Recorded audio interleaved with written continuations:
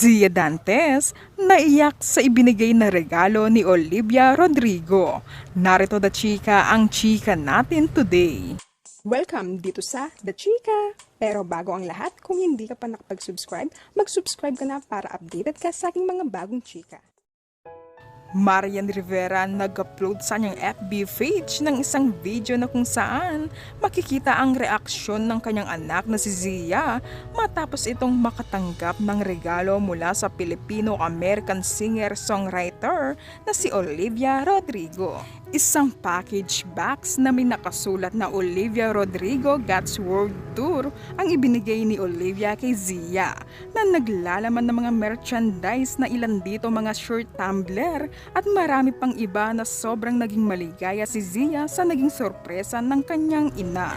Di akalain ni Zia na makakatanggap siya ng regalo sa kanyang ika-9 na kaarawan galing sa kanyang idolo na singer na si Olivia Rodrigo. Nang makita ni Zia ang card letter ni Olivia ay lalo itong naging emosyonal na napatakbo pa nga ito na makikita ang paiyak na nga si Zia sa sobrang saya.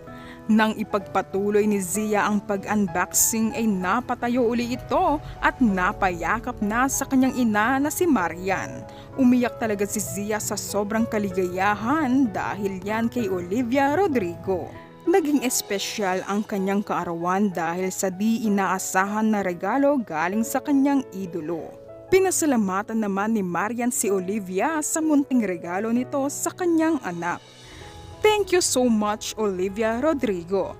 Ate Z is so happy with your gift. No wonder so many people admire and love you. Zia loves you so much. Close your eyes. That is from her. Well, actually,